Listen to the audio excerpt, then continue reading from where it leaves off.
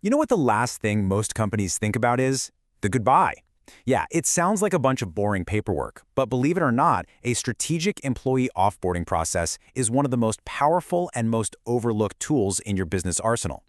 Today, we're going to dive into exactly why it's your hidden superpower.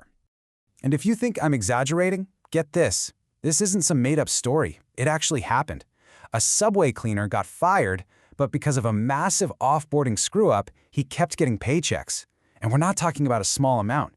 We're talking about $250,000. It's just a perfect, jaw-dropping example of what happens when this process completely falls apart. Okay, so that's a pretty wild, headline-grabbing mistake, right? But beyond those crazy stories, there's a much more common truth. Let's be real. People leave jobs. It's just a fact of life and business. But how a company handles that goodbye? Well, that says absolutely everything about its culture, its security, and its future. And that brings us right to our first big idea here. If you don't have a solid plan, these goodbyes aren't just a little awkward, they can be incredibly, shockingly costly. And I mean in ways you probably haven't even thought about. Just think about it for a second. Companies spend a fortune, right? They craft this perfect welcome experience for new hires. We call it onboarding.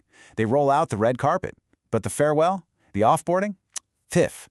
It's usually just an afterthought, handled totally inconsistently or sometimes just plain ignored. And that imbalance, that's where the real risk creeps in.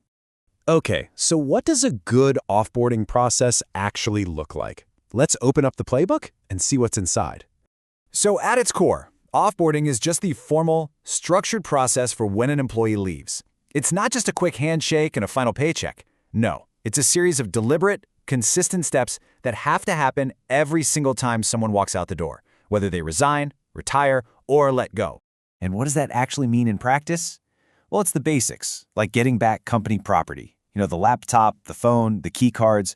It's systematically cutting off their access to all your sensitive data and software. But, and this is just as important, it's also about capturing the knowledge that's in their head and getting some really honest feedback in an exit interview. All right, now here's where things get really interesting. We're going to shift gears from just preventing problems to actually creating opportunities, because a great offboarding process, it can literally turn a departure into a long-term asset for your company. Think about it like this.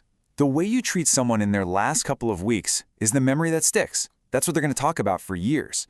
A respectful, organized process, you've just created a brand ambassador who's going to sing your praises on LinkedIn. But a sloppy, dismissive one, you've just created a critic for life. And this all ties into the fascinating rise of what people are calling boomerang employees. Check out these numbers.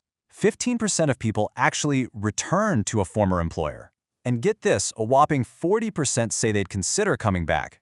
When you have a positive offboarding experience, you keep that door wide open for amazing talent to find their way back to you one day. When an experienced employee leaves, it's not just a person walking out the door. It's years of experience and know-how, all that how we do things around here knowledge. A structured handover process is so crucial because it makes sure that knowledge stays behind. It prevents a huge drop in productivity and helps the next person get up to speed way, way faster. And of course, we absolutely cannot forget the exit interview. This is like a gold mine. It's your one chance to get completely unfiltered, honest-to-goodness feedback. See, a departing employee finally feels free to say what they really think about the company culture, the management, the processes, and those are insights you can use to make real changes and stop other people from leaving. Okay, gathering insights is great, but now we have to talk about what is, arguably, the most critical part of offboarding today: security. Seriously. Because if you mess this part up, you're not just leaving the back door unlocked, you're literally handing over the keys to the entire digital fortress. So I want you to think about this for a second. When an employee walks out that door for the very last time, what exactly goes with them? The answer? Well, it might just shock you. 40%. A staggering 40% of departing employees take company data with them. Now, look, a lot of the time it's not malicious, right? It's just files they had on a personal laptop or a project they feel like they own. But here's the thing. Intent doesn't matter one bit when your confidential data is out in the wild.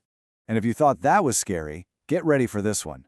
1 out of every 3 ex-employees still has access to company systems after they've left. Just let that sink in. That means former colleagues could still be in your email system, your customer database, your internal servers. It is a massive and frankly a completely avoidable security nightmare.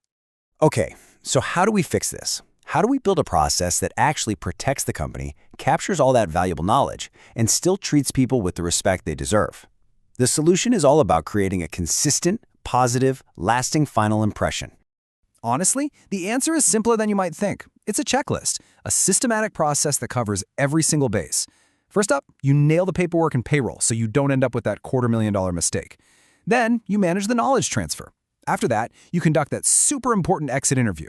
Next, you get back all the company assets and, this is the big one, you revoke all systems access. And last but definitely not least, you remember the human element. Just say thank you. And, in our modern, remote, and hybrid world, this gets even more complicated. Offboarding a remote employee isn't as easy as them just dropping a laptop on a desk anymore. Now you've got to deal with shipping logistics, figure out how to secure company data on their personal devices, and manage these really sensitive handovers over a video call. Your process has to evolve to handle this new reality. So let's try to reframe this whole thing.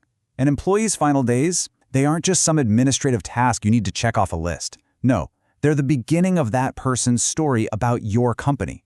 It's the start of their legacy with you. And you are the one who gets to decide if it's a positive story or a negative one. Which really just leaves us with one last question for you to think about. If your absolute best employee, your rock star, your most trusted team member, walked into your office this afternoon and resigned, is your process strong enough to protect your business and at the same time truly honor the contribution they made? It's worth thinking about.